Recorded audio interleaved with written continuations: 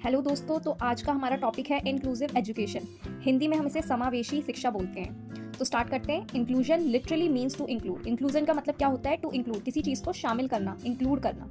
Inclusive education refers to the placement and education to the children with disabilities in regular classroom with children of same age who do not have disabilities। तो inclusive education से हम लोग क्या समझते हैं? यानी एक regular classroom, एक नॉर्मल क्लासरूम जिसमें सभी बच्चे हैं, उसमें वो भी बच्चे शामिल हैं जिनको किसी भी टाइप की डिसेबिलिटीज़ हैं, उनको अलग से ना पढ़ा के, ठीक है, सेम क्लासरूम में बच्चों के साथ इंक्लूड करना, उनको सेम जो एजुकेशन नॉर्मल बच्चों को मिल रही है वही सेम एजुकेशन उन बच्चों को भी देना। तो इंक्लूसिव एजुकेशन का मतलब ये होता है। It involve regular school and classroom genuinely adapting and changing to meet the need of all children. ये अब हिंदी में समझते हैं। एक ऐसा शैक्षिक दृष्टिकोण जहां सभी छात्र, चाहे उनकी शारीरिक मानसिक क्षमताएं या अक्षमताएं कुछ भी हो, ठीक है, एक ही कक्षा में एक साथ सीखते हैं, जिससे सभी बच्चों को गुणवत्तापूर्ण शिक्षा के समान अवसर मिले, जहां दिव्यांग और सामान्य बच्चे एक दूसरे से सीखते हैं और आत्मनिर्भर बनते हैं। तो जैसा कि हिंदी में भी हम मेंशन है कि एक ऐसा क्लासरूम, ठीक है, जहाँ पे सारे बच्चे एक साथ पढ़ते हैं, जिसमें वो सभी बच्चे आते हैं जिनको शारीरिक मानसिक क्षमताएं या क्षमताएं जो भी वो फेस कर रहे हैं, ठीक है, जिस भी डिसेबिलिटी जो भी है उनके अंदर, ठीक है, वो सब बच्चे नॉर्मल बच्चों के साथ ही पढ़ते हैं,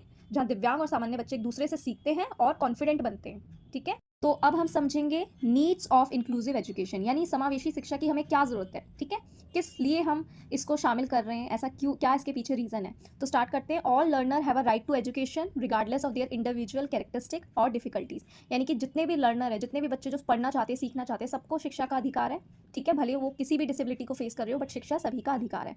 तो यहाँ पे पॉइंट मेंशन है, मैंने 4 पॉइंट मेंशन कर रखे हैं।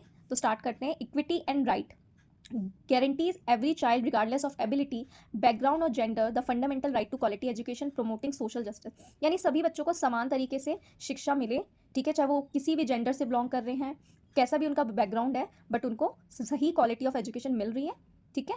सेकेंड है सोशल डेवलपमेंट, बिल्ड एम्पैथी, ठीक है, tolerance and respect as a student learn alongside peer with different need reducing stigma. यानी कि जब नॉर्मल बच्चे, जो भी बच्चे जिनको डिसेबिलिटी है उनके साथ पढ़ते हैं, तो उनके साथ जब वो पढ़ते हैं तो वो उनसे भी काफ़ी सारी चीज़ें सीखते हैं, बच्चों के बीच में एम्पैथी बिल्ड होती है, ठीक है, टॉलरेंस, रिस्पेक्ट, एक दूसरे के प्रति रिस्पेक्ट बढ़ती है, ठीक है, तो इससे बच्चों का सोशल डेवलपमेंट होता है। तीसरा पॉइंट है higher achievement, create a supportive environment where all student can reach their full academic and personal potential. ठीक है, एक सपोर्टिव एनवायरनमेंट बनता है, बच्चे एक दूसरे की मदद करते हैं, साथ में पढ़ते हैं, जो बच्चे नॉर्मल है, जो बच्चे डिसेबिलिटी के साथ है, वो दोनों एक दूसरे से सीखते हैं, ठीक है, तो एक सपोर्टिव एनवायरनमेंट बनता है क्लासरूम का। फोर्थ पॉइंट है इम्प्रूव लर्निंग। इम्प्रूव लर्निंग में है creative teaching method and diverse view point enhance critical thinking and problem solving for all student not just those with disabilities. यानी कि टीचिंग मेथड, एक creative teaching method देखने को मिलता है, सबके अलग अलग डाइवर्स व्यू पॉइंट देखने को इसमें मिलती है, प्रॉब्लम सॉल्विंग सब बच्चे एक साथ करते हैं, ऐसा नहीं है कि जो डिसेबिलिटीज़ के साथ